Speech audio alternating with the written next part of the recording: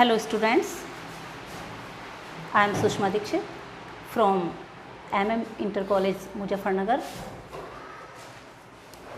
मैं 12th class के लिए आज अपनी क्लासेस शुरू करने जा रही हूँ।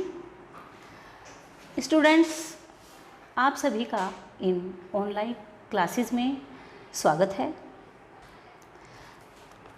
कोविड-19 महामारी के कारण आप लोगों की पढ़ाई बहुत डिस्टर्ब रही है, तो आप सभी की पढ़ाई ऑनलाइन 20 अप्रैल से प्रशासन के द्वारा शुरू कर दी गई है और हमारे स्थानीय प्रशासन के द्वारा भी इसमें पूरा योगदान दिया जा रहा है। और ये मेरा सौभाग्य है कि मुझे और मेरे जैसे ही अनेक अध्यापकों को इस मंच पर आने का मौका मिला। कोविड-19 एक ऐसी बीमारी है जिससे बचना असंभव ही हो गया है, लेकिन कहते हैं ना कि prevention is better than cure. अगर हम कुछ सावधानियां रखें तो इस बीमारी से बच सकते हैं और हम अपने समय का सदुपयोग घर पर रहकर भी कर सकते हैं। जैसे बहुत ज़रूरी हो तभी आप बाहर निकलें और बाहर से आकर तुरंत अपने हाथ किसी अच्छे साबुन से धोएं या सैनिटाइज करें। जब भी बाहर जाना हो तो अपने मुंह को कवर करें मास्क के द्वारा या किसी नैपकिन के द्वारा।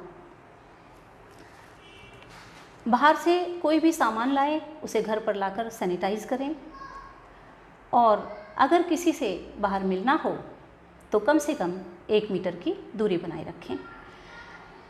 यही इसका एकमात्र उपाय है, सोशल डिस्टेंसिंग, जो कि ज़ोर शोर से सब लोग आपको बता रहे हैं।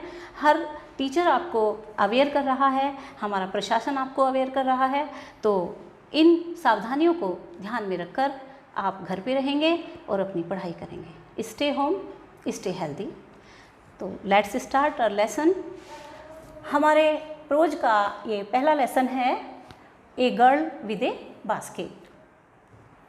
इस लेसन में मैं इसकी समरी आपको पिछली वीडियो में बता चुकी हूँ। आज मैं आपको इसकी टेक्स्ट पढ़ाने जा रही हूँ। ध्यान दीजिएगा, सभी बच्चे अपनी बुक्स खोलकर बैठ जाएं, अन्यथा मैं आपको इस वीडियो में बुक के पेजेस भी पेस्ट कर दूँगी, दिखा दूँगी आपको मैं। सबसे पहले मैं आपको वर्ड बाय वर्ड इनको हिंदी में एक्सप्लेन करूँगी और फिर मैं बताऊँगी कि आप कैसे एक अच्छा एक्सप्लेनेशन लिख सकते हैं, क्योंकि प्रोज बहुत महत्वपूर्ण पार्ट है आपके सेक्शन ए का।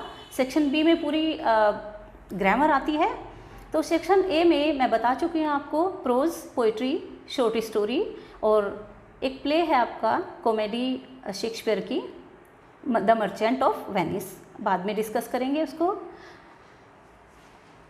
मैं लेसन पढ़ाने से पहले बैकग्राउंड बताना चाहती हूँ कि जो राइटर हैं विलियम सी डगलस, ये अमेरिका के सुप्रीम कोर्ट में एक जज थे और इनको घूमने का, देश विदेश की यात्रा करने का बहुत शौक़ था। तो जब भारत का बंटवारा हुआ आज़ादी के बाद, सन 1947 के बाद, ये 1950 की बात है, तो विलियम सी डगलस भारत आए और उनको नई दिल्ली से रानीखेत जाना था। रानीखेत एक हिल स्टेशन है, वहाँ से बरेली तक ये ट्रेन से जा रहे थे और उसके बाद रानीखेत तक कार से जा रहे थे। तो इसकी स्टोरी आपको पता भी है और आगे मैं पढ़ाऊँगी तो आपको पता भी चल जाएगा। Let's start the text.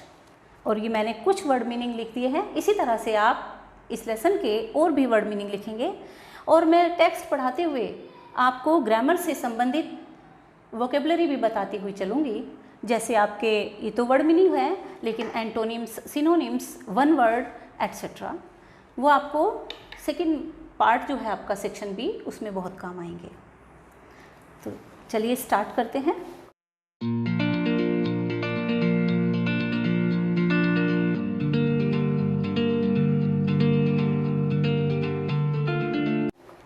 I had left New Delhi for the Himalayas. I meaning writer, writer ने नई दिल्ली से वो चल दिए हिमालयाज़ के लिए, हिमालयाज़ पर्वत श्रृंखलाएँ हैं वहाँ पर जाने के लिए। I was going as far as Bareilly by train, मैं बरेली जा रहा था ट्रेन से, and then by car to Ranikhet, और तब वहाँ से रानीखेत कार के द्वारा। An old British army hill station, जो एक पुराना सेना का स्टेशन है, पहाड़ी स्टेशन, लोकेटेड सिचुएटेड, जो स्थापित है था ओने 6000 फुट, 6000 फुट की रिज पर्वत श्रृंखलाओं के अपोजिट सामने, 120 mile stretch of snow capped Himalayas, 120 मील दूर तक फैले हुए बर्फ से ढके हुए हिमालयाज पर। द ट्रेन वॉज स्लो, और ट्रेन कैसी थी? स्लो, पैसेंजर ट्रेन थी, जिसके द्वारा ये राइटर दिल्ली से जा रहे थे, कहाँ पर? Bareilly. And it stopped at all the way stations, और यह रुकती थी सभी रास्ते के स्टेशंस पर। पैसेंजर ट्रेन होती है तो पैसेंजर ट्रेन रुक रुक कर जाती है, इसी तरह से ये ट्रेन भी रुकती हुई जा रही थी हर स्टेशन पर। At every stop, her stop पर, आई स्वंग ओपन द डोर, मैं जोर से दरवाज़ा खोलता था, ऑफ माई कंपार्टमेंट, अपने डिब्बे का, एंड वॉक द प्लेटफॉर्म, और प्लेटफॉर्म पर घूमता था। क्यों घूमते थे प्लेटफॉर्म पर, ये नेक्स्ट पैराग्राफ में आपको बताया जा रहा है। आप जब एक्सप्लेन करेंगे इन लाइनों को तो आप बताएंगे, सबसे पहले आप रेफरेंस देंगे, मैं लिखना बताऊंगी उसको बाद में, पहले आप टेक्स्ट पढ़ लीजिए। The platforms were packed with people, platform packed with भरे हुए थे, पैक्ड विद भरे हुए थे, किससे? फुल ऑफ मतलब इसका किससे भरे हुए थे? डिफरेंट कास्ट, विभिन्न जाति संप्रदाय के लोगों से स्टेशन भरा हुआ था। सिख, मुस्लिम, हिंदूज, सोल्जर, सिपाही, मर्चेंट, व्यापारी, प्रीस्ट, पुजारी, पोर्टर, कुली, बेगर्स, भिखारी, हॉकर्स, विक्रेता, सभी प्रकार के पेशे के लोग वहाँ पर दिखाई दिए राइटर को। ऑलमोस्ट एवरीवन वॉज बेयरफुट, लगभग हर व्यक्ति बेयरफुट विदाउट शूज़, नंगे पैर था बिना जूतों के। And dressed in loose white garments, और वो पहने हुए थे लूज, ढीले, वाइट, सफ़ेद कपड़े। I would ask at least 3 people, मैं पूछता था कम से कम 3 लोगों से, बिफोर आई कुड फाइंड, इससे पहले कि मैं पा सकता, वन हु स्पोक इंग्लिश, कि कोई अंग्रेजी बोलने वाला व्यक्ति मिल जाए। Because writer was American and he could not speak Hindi and he could not understand Hindi easily, तो वो ढूंढते थे कि उन्हीं लोगों में से कौन इंग्लिश बोलने वाला है। We would talk world affairs, और जब उन्हें कोई इंग्लिश बोलने वाला व्यक्ति मिल जाता था तो वे उनसे बातें करते थे संसार के मामलों पर, अफेयर्स मामले। एंड एवरी मेजर टॉपिक, और हर मेजर बड़े टॉपिक विषय पर। The news of the day produced, जो उस समय की न्यूज़ खबरें होती थी उस समय की। इन दिस वे, इस तरह से, I was trying to get a feel of the pulse of the nation, मैं राष्ट्र की, try to get a feel of the pulse meaning ये इडियम है, to know the exact feelings of the country, वो जानने की कोशिश कर रहे थे। चेकिंग ओपिनियन, और उनके दृष्टिकोणों को चेक कर रहे थे। Against official attitudes and reports, जो सरकारी दृष्टिकोण थे, जो सरकारी रिपोर्ट्स थी गवर्नमेंट की, उनके विरुद्ध लोगों की क्या विचारधाराएं हैं, वो ये जानने का प्रयास कर रहे थे। क्योंकि आपको अगर टेक्स्ट आप अच्छे से पढ़ेंगे तभी आप शॉर्ट क्वेश्चन का आंसर दे सकते हैं, तभी आप एक्सप्लेनेशन भी लिख सकते हैं। एक क्वेश्चन बहुत इंपॉर्टेंट आता है कि why did writer come out of the compartment, या what did the writer do to know the exact feeling of the people. तो आप इन सब का आंसर इस वाले पैराग्राफ में आपको मिल जाएगा। Next stanza, the route lay through one of the richest of India's agricultural areas, जो रूट रास्ता था, ROUTE रूट, ये होमोफोन्स में भी आपको काम आएगा। ROUTE रूट का मीनिंग है रास्ता, और इसी के साथ एक सेम साउंड वाला वर्ड आता है रूट, रूट का मतलब जड़। तो ये आपके एग्ज़ाम में भी आता है, रूट का मीनिंग रास्ता, आप इससे एक सेंटेंस बनाएंगे इस रूट से, और दूसरे रूट का भी एक सेंटेंस बनाएंगे और आप क्लियर करेंगे। इस तरह के बहुत सारे वर्ड्स इस लेसन में आएंगे, तो उन पेयर्स को आप याद करेंगे और विद सेंटेंसेस आप इन्हें बताएंगे। For example, the route of my college goes via Jansath road, via किसी भी रोड से आप बता सकते हैं। एंड रूट जड़, the root is the important part of a plant. तो एकदम समझ जाएगा सामने वाला कि आप इसके बारे में अच्छे से जानते हैं। होमोफोन्स सिमिलर साउंड वाले, इनकी स्पेलिंग अलग होती है और इनका मीनिंग भी अलग होता है, but pronunciation is the same. तो these are called homophones. The route lay through one of the richest of India's agricultural areas. जो रास्ता था वो कहाँ से जा रहा था? भारत के कृषि क्षेत्रों से, समृद्ध जो कृषि क्षेत्र थे जहाँ खेती बाड़ी का काम ज़्यादा होता था, ये वहाँ से गुजर रही थी इनकी train. This was the plain of the upper Ganga river, और यह एक प्लेन, PLAIN प्लेन, सीधा रास्ता, सपाट प्लेन, और एक प्लेन होता है PLANE प्लेन, जैसे वायुयान हवाई जहाज होता है। तो ये जो रास्ता था ये ऊपरी अपर गंगा रिवर, ऊपरी गंगा नदी का एक मैदानी भाग था। 1000 फीट अबव सी लेवल, जो 1000 फीट ऊपर था समुद्र की सतह से, बट ट्रॉपिकल, लेकिन ट्रॉपिकल कहते हैं उष्ण, मैंने लिखा भी है, इसमें लिखा नहीं है ट्रॉपिकल, लिखा उष्ण। उष्ण का मतलब गर्म, वार्म जो क्षेत्र होते हैं उनको ट्रॉपिकल बोलते हैं। द गंगा वाज स्वलन और was brown silt, Ganga brown silt रेतीली थी, स्वलन विद फ्लड वाटर, और जो भरी हुई थी फ्लड बाढ़ के वाटर पानी से। इट्स ओवरफ्लो, इसका अत्यधिक बहाव, inundating thousands of acres of rice, हजारों एकड़ चावल के खेतों में इस पानी का विस्तार था। टू द नॉर्थ, उत्तर की तरफ, वर जंगल थे, ग्रेट एक्सपेंसेस ऑफ ग्रास, बड़े बड़े विस्तार थे जंगलों के, घास के, higher than a man's head, जो एक व्यक्ति के सिर से भी ऊंचे थे, बड़े ऊंचे ऊंचे पेड़ थे। And unbroken except for an occasional clump of trees, और वो लगातार चल रहे थे, निरंतर थे, सिवाय कहीं कहीं पेड़ों के क्लम्प, झुंड के अलावा। द होम ऑफ टाइगर्स, और जो पेड़ों के झुंड थे वो टाइगर्स के रहने के स्थान थे, चीते, शेर आदि बड़े जानवर। एलिफेंट्स, हाथियों के लिए, पाइथन, अजगर के लिए, एंड कोबरा, बड़े बड़े सांप होते हैं, काले सांपों के लिए। Everywhere else there was flat land, और हर जगह एक समतल भूमि थी, जमीन थी। Running to the horizon, horizon कहते हैं जो जहाँ पर हमें धरती और आसमान मिलते हुए दिखते हैं, वो क्षितिज कहलाता है हिंदी में। तो हम जितना भी आगे बढ़ते जाते हैं, होरिजोन हमें उतना ही हमसे दूर होता चला जाता है। तो ये कहते हैं कि होरिजोन तक, पूरी दूर तक देखने पर एक समतल जमीन दिखाई दे रही थी, बट लेकिन डोटेड हियर एंड देयर, जहाँ तहाँ लगे थे, by the sacred banyan tree, banyan बरगद का पेड़ आप सभी ने देखा होगा, बहुत बड़ा विशालकाय पेड़ होता है। तो बरगद के, पवित्र बरगद के पेड़ थे, और बाय रो कहते हैं लाइनें बनी हुई थी, पंक्तियाँ, ऑफ पाकर ट्री, पाकर के पेड़ की, शेप्ड, जो जिनकी आकृति थी, like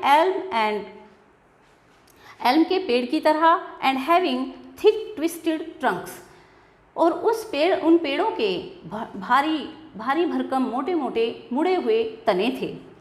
hot humid air was moving, गर्म नम हवा बह रही थी, in from off the south west, दक्षिण पश्चिम की तरफ से।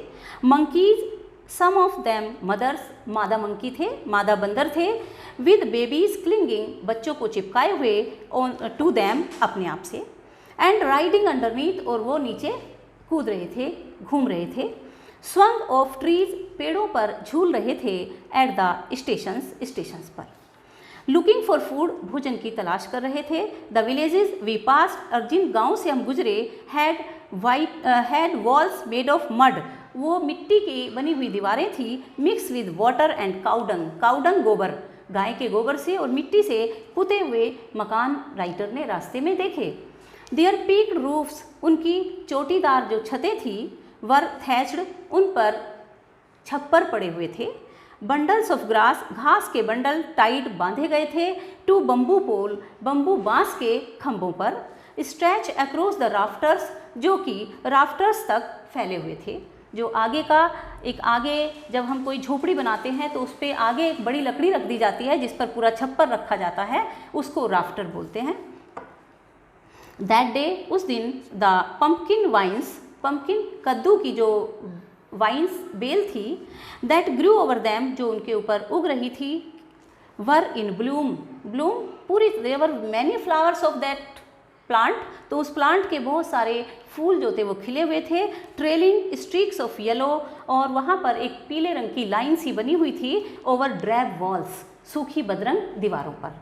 तो this is the scene of the route, scene of the way from which the writer was travelling by train, and before this paragraph writer describes the people of different caste on the railway, at the railway station, and in this paragraph writer describes the scene on the way. At one station my routine of talking with the people was interrupted, और एक station पर मेरा बात करने का क्रम लोगों के साथ बात कर रहा था राइटर, वो इंटरप्टेड, उसमें बाधा पड़ी, इंटरप्शन, डिस्टर्बेंस आया। As soon as I alighted, और जैसे ही मैं उतरा, a group of young children, एक छोटे बच्चों का जो ग्रुप था, समूह, गैदर्ड अराउंड मी, मेरे चारों तरफ इकट्ठा हो गया, बहुत सारे बच्चे आ गए और राइटर को घेर लिया। दे वर सेलिंग बास्केट्स, और वे क्या कर रहे थे बच्चे, वो बास्केट बेच रहे थे, टोकरियाँ बेच रहे थे। हैंड वोवन रीड बास्केट, हाथ से बुनी गई रीड बांस की बास्केट्स, टोकरियाँ, with simple design and pattern, साधारण नमूनों वाली। दे हेल्ड द बास्केट, उन्होंने हेल्ड उठा रखी थी, पकड़ रखी थी बास्केट्स, टोकरियों को, हाई ऊंचाई तक, शाउटिंग वर्ड्स, और वो चिल्ला रहे थे। आई डिड नॉट नो, मैं नहीं जानता, मीनिंग राइटर नहीं जानता था, बट लेकिन, कन्वेइंग अनमिस्टेकेबली, बिना गलती किए, मीनिंग सर्टेनली, निश्चित रूप से, देयर डिज़ायर, उनकी इच्छा, मीनिंग उनकी इंटेंशन क्या थी बच्चों की, because they were shouting in Hindi language, तो writer did not know, Hindi अच्छे से नहीं जानते थे राइटर, तो उनको उनकी जो इंटेंशन थी वो समझ में आ रही थी कि वो अपनी टोकरियाँ बेचना चाहते हैं। दीज वर रिफ्यूजी चिल्ड्रन, और ये रिफ्यूजी बच्चे थे। रिफ्यूज़ी शरणार्थी, जैसा कि मैं आपको पहले ही बता चुकी हूँ कि जब भारत पाकिस्तान का बंटवारा हुआ तो पाकिस्तान में धार्मिक झगड़े फैल गए और वहाँ से लोगों को अपने घर छोड़कर भारत में आना पड़ा। तो जब वो वहाँ से छोड़कर भारत आए तब उनको यहाँ पर शरणार्थी कहा गया, क्योंकि वो यहाँ पर शरण लेने के लिए आए हुए थे। तो यहाँ पर इस पैराग्राफ में उन राइटर की, उनकी जो आए थे वहाँ से बच्चे या उनके पेरेंट्स या उनके रिलेटिव्स, उनकी बहुत ही मिजरेबल कंडीशन को आगे के पैराग्राफ्स में बताया गया है। दीज वर रिफ्यूजी चिल्ड्रन, ये शरणार्थी बच्चे थे। When partition between India and Pakistan was decreed, जब भारत पाकिस्तान का बंटवारा घोषित हुआ तो hundreds of thousand of people, सैकड़ों हज़ारों लोग, pulled up their roots, pulled up their roots माने उनको अपने घर छोड़ दिए, उन्होंने अपनी जहाँ उनकी जड़ें थी, जहाँ उनके पुश्तैनी घर थे, उनके बाप दादा रहते थे, वो घर उन्होंने छोड़ दिए। एंड चेंज देयर रेजिडेंसीज, और उन्होंने अपने घर बदल दिए, मीनिंग वो वहाँ से घर छोड़कर चल दिए। 9 मिलियन पीपल लेफ्ट पाकिस्तान, और 9 लाख लोगों ने पाकिस्तान छोड़ दिया। एंड केम टू इंडिया, और भारत आए। Driven by the fear of religious fanaticism, किसके कारण, धार्मिक झगड़ों के कारण, धार्मिक उन्माद के कारण। देवर पुअर पीपल, वो गरीब लोग थे। टू स्टार्ट विद, अपना जीवन आरंभ करने के लिए। देवर पुअरर, वे गरीब थे। As they began their long trek, क्योंकि उन्होंने अपनी लंबी यात्रा, पैदल यात्रा को ट्रैक कहा जाता है, तो उन्होंने अपनी यात्रा पैदल ही की थी। For all they could carry, क्योंकि वो जो भी ले जा सकते थे, ला सकते थे। Was a bit of food, थोड़ा सा भोजन। एंड ए फ्यू बिलोंगिंग्स, और थोड़ा सा सामान। सून, जल्दी ही। देवर आउट ऑफ फूड, वे बिना भोजन के हो गए। आउट ऑफ मनी, बिना पैसे के। आउट ऑफ फूड, बिना भोजन के। Meaning they had no food after some time, क्योंकि उनके पास कुछ नहीं रहा, बहुत समय से चलते आ रहे थे, तो उनका भोजन भी समाप्त हो गया। A few days after they started, कुछ दिनों के बाद जब उन्होंने यात्रा शुरू की, they began to fall, वे गिरने लगे, by the wayside, रास्तों पर, from the weakness of hunger, भूख की कमजोरी से, and died, और वो मर जाते थे, वेयर दे फेल, जहाँ भी वो गिर जाते थे। Most of refugees fell down and they began to die on the way. This is the condition of those people who came from Pakistan at the time of partition.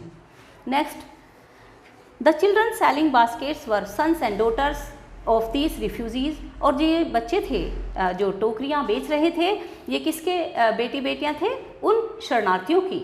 कौन शरणार्थी? Who came from Pakistan at the time of partition. दे और their parents, वे और उनके माता पिता और relatives, उनके संबंधी, had gathered in the cities, शहरों में इकट्ठा हो गए, सेटिंग अप स्टॉल्स, और अपनी दुकानें लगाने लगे, मैन्युफैक्चरिंग सिंपल आर्टिकल्स, और बनाने लगे, मैन्युफैक्चरिंग मेकिंग, सिंपल साधारण आर्टिकल्स, छोटे छोटे सामान बनाने लगे, trying to make a living, और वे कोशिश कर रहे थे, लिविंग, मेक ए लिविंग, अपनी जीविका कमाने की, to earn their living, to earn the money. In markets, markets में already over crowded and the market were already full, market पहले से ही भरे हुए थे। They lived in cloth and grass shed, और वो कहाँ रहते थे? कपड़े और घास की बनी हुई झोपड़ियों में रहते थे। दैट लाइन द स्ट्रीट्स, जो सड़कों के किनारे लगी हुई थी। The peasants among these refugees, peasants farmers, किसान, इन शरणार्थियों के बीच में जो किसान लोग थे, हैड बीन अकस्टम्ड, उन्होंने अपने को आदी बना लिया था, उनको आदत पड़ चुकी थी, टू लिटिल, बहुत कम में अपना खर्चा चलाने की, ऑल देयर लाइव्स, पूरे जीवन, for the annual income of an agricultural family, क्योंकि जो वार्षिक आय होती है एक कृषक परिवार की, डज नॉट एक्सीड, बहुत ज़्यादा नहीं होती। ऑन एन एवरेज, और औसत रूप से $100 ए ईयर, और केवल औसतन $1 एक साल में वो कमा लेते हैं। द एवरेज अनस्किल्ड लेबरर, और एक औसत अकुशल लेबरर मजदूर भी makes 30 cents a day, 30 cent एक दिन में कमा लेता है, और लेस दैन $2 ए वीक, और $2 से भी कम। There is 1 meal a day, और उनका, किसानों का जो भोजन था, जो शरणार्थी आए थे, क्या था उनका भोजन में? एन ऑनियन, एक प्याज, एक पीस ऑफ ब्रेड, एक रोटी, रोटी का टुकड़ा नहीं, मीनिंग एक रोटी को ही वो पीस ऑफ ब्रेड बोलते हैं। अ बाउल ऑफ पल्स, एक दाल का कटोरा, विद मिल्क, दूध के साथ, perhaps a bit of goat cheese, और शायद थोड़ा सा पनीर। नो टी, ना कोई चाय, नो कॉफ़ी, ना कॉफ़ी, नो फैट, ना कोई घी, नो स्वीट्स, ना मिठाइयाँ, नो मीट, और ना ही मांस। $100 अ ईयर, $100 एक साल में, इज़ नॉट $2 अ वीक, एक वीक के भी $2 नहीं बैठते। Yet even that small amount is hard to earn, और फिर भी वो छोटा सा अमाउंट, छोटी सी वो राशि जो थी, is hard to even earn, उसे कमाना बहुत कठिन था। By selling baskets to the people, लोगों को टोकरियाँ बेचकर, टू पुअर, क्योंकि लोग जो थे वो इतने गरीब थे, टू बाई दैम, कि वो उन्हें नहीं खरीद सकते थे। ये रिमूव टू करके आप इसका सिंपल बना सकते हैं कि the people were so poor that they could not buy articles. That no doubt is the reason, और निसंदेह ही यही कारण था, दीज लिटिल चिल्ड्रन, कि ये छोटे बच्चे, descended on me like locust, मुझ पर टिड्ढियों की तरह टूट पड़े। आई, मैं, एन अमेरिकन, एक अमेरिका का रहने वाला, वॉज डाउटलेस, निसंदेह ही, द मोस्ट प्रोमिसिंग मार्केट, सबसे समृद्ध मार्केट उनको, दे हैड सीन, उन्हें लगा।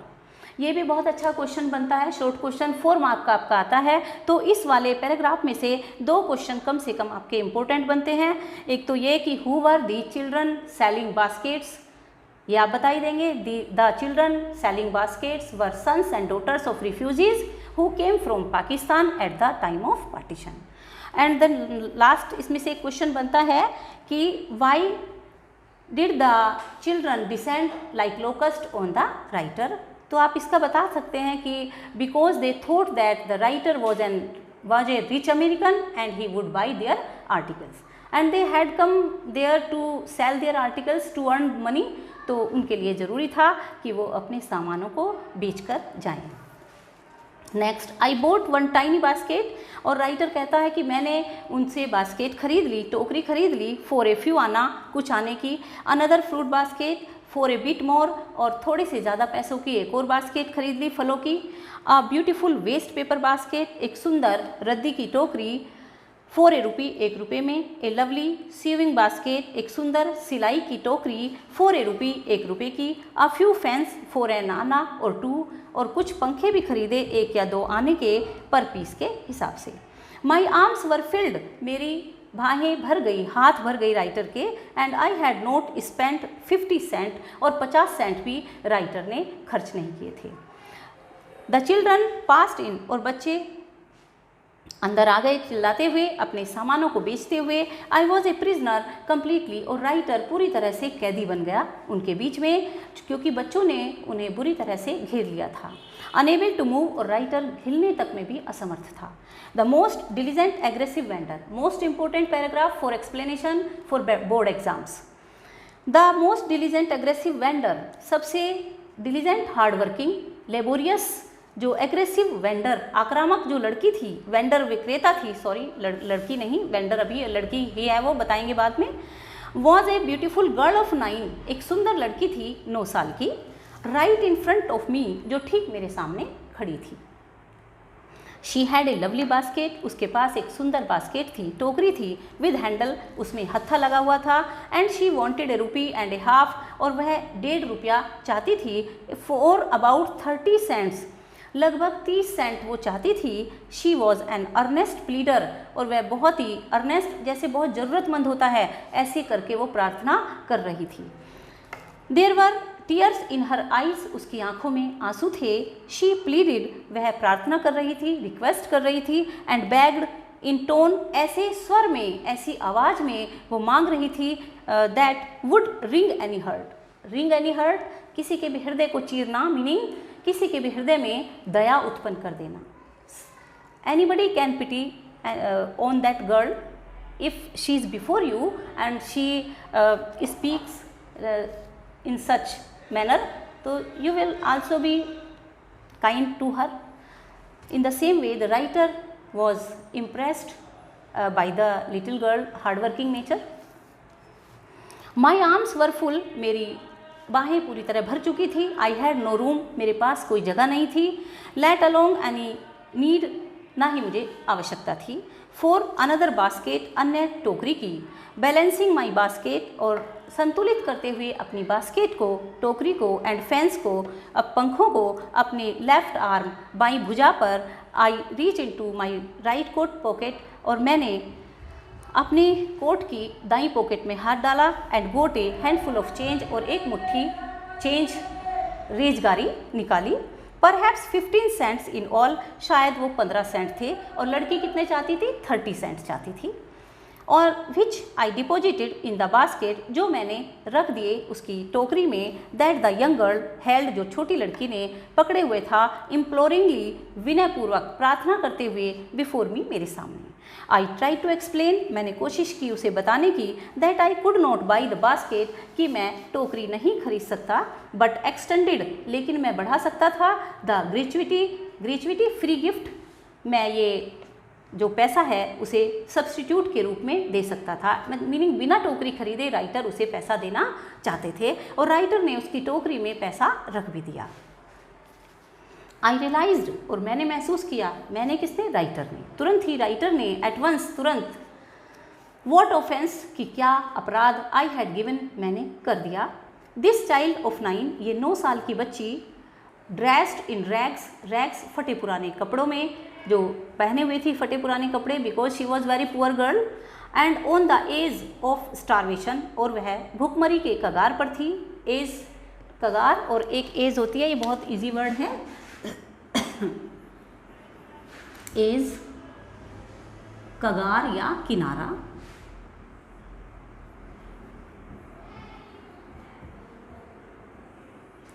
और एज, उम्र। और भी बहुत सारे ऐसे वर्ड हैं, मैं अभी लेसन के एंड में आपको लिख कर दूंगी, और आप सेंटेंस बनाकर इन्हें क्लियर करेंगे। तो वो लड़की जो थी भूखमरी के कगार पर थी। रेज हर चिन, चिन एक बॉडी पार्ट है हमारी, ठोडी को कहते हैं। तो उस लड़की ने अपनी ठोडी उठाई, अपना मुंह उठाया। Reach into the basket, basket में हाथ डाला, टोकरी में। And with all the pride, pride गर्व, गर्व की भावना के साथ। And graciousness of A lady, एक बड़ी लेडी होती है, बड़ी औरत होती है, उसकी गुडनेस के साथ, उसकी जैसे एक औरत के अंदर एक बड़प्पन का गुण होता है, उस गुण के साथ handed the money back to me, मुझे वो वापस पैसा उसने वापस कर दिया। There was only one thing, अब एक ही बात थी जो मैं कर सकता था। आई कुड डू, जो भी मैं कर सकता था। आई बोट द बास्केट, मैंने बास्केट खरीद ली। मीनिंग जो गर्ल थी, the pride and graciousness of the girl, little girl, 9-year-old girl, forced the writer to buy her basket. She wiped her eyes, उसने अपनी आंखें पोंछ ली, स्माइल्ड, मुस्कुराई, and dash down the platform से उतरकर भाग गई। हेडेड फॉर सम ग्रास हट, घास की झोपड़ी में, that would have at least 30 cents that night, और उसने उस रात कम से कम 30 सेंट कमा लिए। This was her target, she wanted 30 cents that night. तो राइटर उसकी इस नेचर से, उसकी इस स्पेशल क्वालिटी से बहुत अधिक इम्प्रेस हुए थे। I told the story to prime minister Pandit Jawaharlal Nehru, और मैंने बताई ये कहानी भारत के प्रधानमंत्री, स्वतंत्र भारत के जो फर्स्ट प्राइम मिनिस्टर थे हमारे पंडित जवाहरलाल नेहरू, उनको विलियम सी डगलस ने ये स्टोरी सुनाई। कौन सी story? The story of little girl. It was one reason, और यही एक कारण था, I had fallen in love with India, कि मैं भारत के लोगों से प्यार करने लगा, भारत के लोगों को पसंद करने लगा। This is the most important question for board exam. What was the reason the writer fell in love with Indian people? So you can say that Indian people had so many qualities, special qualities. They were hardworking, laborious, and they had a sense of self-respect and pride, etc. Last but not least, the most important stanza, वो paragraph, stanza poem में होता है, और paragraph या passage pros में कहते हैं। तो लास्ट जो ये है हमारा paragraph, this is very important. The people I सा इन इंडिया, लोगों को जिन्हें मैंने भारत में देखा, those in the village as well as those in high office, गाँव में भी और ऊंचे ऑफिसों में जहाँ भी राइटर गए, have both pride and lovely sense of decency, उन लोगों में गर्व की और सजीव भावना थी, डिसेंसी उत्तमता की, एक दूसरे की रेस्पेक्ट करने की भावना उनके अंदर थी, एंड सिटीजनशिप नागरिकता की। They also have a passion, उनके अंदर एक पैशन थी, स्ट्रॉन्ग फीलिंग थी फॉर इंडिपेंडेंस, आज़ादी की, फ्रीडम की। It means they were freedom loving people थे। दिस ब्यूटीफुल चाइल्ड, ये सुंदर लड़की, बोर्न इन स्क्वेलर डर्टी प्लेस, गंदे स्थान, गंदी बस्ती में वो पैदा हुई, एंड पॉवर्टी, गरीबी में, अंडर अनएजुकेटेड, और वह अशिक्षित थी, in both grammar and manners. Grammar, I think that grammar का मतलब यहाँ पर ये रहा होगा कि the girl did not get education in any institution, कहीं भी किसी स्कूल या स्कूल में वो नहीं गई, उसे मौका नहीं मिला, तो उसे इसीलिए राइटर ने उसे कहा कि वो ग्रामेटिकली भी और मैनर्स, तौर तरीक़ों में भी एक एजुकेटेड लड़की नहीं थी। Had given me a glimpse, उसने मुझे एक झलक दिखा दी थी, of the warm soul of India, भारत की सहानुभूति की झलक उसने, लड़की ने राइटर को दिखा दी। तो the writer was much impressed after this incident, and he told this story to Pandit Jawaharlal Nehru, and in these lines the writer describes the special qualities of Indian people, and he liked Indian scenes and sights, natural surroundings, and most of all the people of India. तो मैं lesson मेरा ये ख़त्म हो गया आज। इसके बाद मैं आपको अगली वीडियो में इसका एक्सप्लेनेशन और इसका शॉर्ट क्वेश्चंस लिख कर दूँगी, और बाकी आप स्वयं करेंगे। इसके बाद मैं आपको थोड़े से होमोफोन्स लिख कर दे रही हूँ, ये आप करेंगे अपने आप। रेड,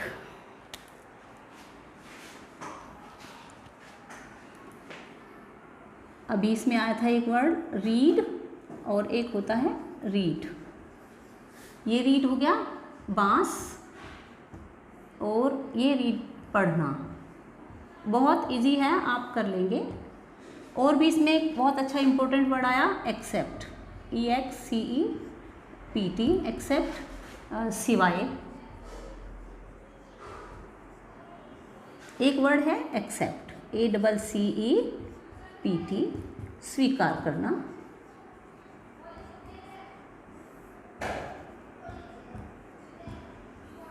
सेंटेंस बनाकर आप बहुत इजी है, आप कर सकते हैं। ये वाला आपको लग रहा होगा एक्सेप्ट सिवाय, जैसे एग्जांपल देना चाहती हूँ कि I like all the books except novels. Novels नहीं पसंद है मुझे, रिलीजियस बुक्स पसंद हैं, मुझे अपनी सिलेबस की बुक्स पसंद हैं, एक्सेप्ट नॉवेल्स। और एक्सेप्ट स्वीकार करना, I can not accept her proposal या हिज प्रपोजल, मुझे नहीं किसी की कोई विचार पसंद है तो मैं नहीं एक्सेप्ट कर सकती हूँ। इस तरह से आप ये सब कर लेंगे। और अब मिलते हैं नेक्स्ट वीडियो में। अगर आपको मेरी वीडियो अच्छी लगी हो तो आप सब्सक्राइब ज़रूर करें, शेयर करें। Thank you.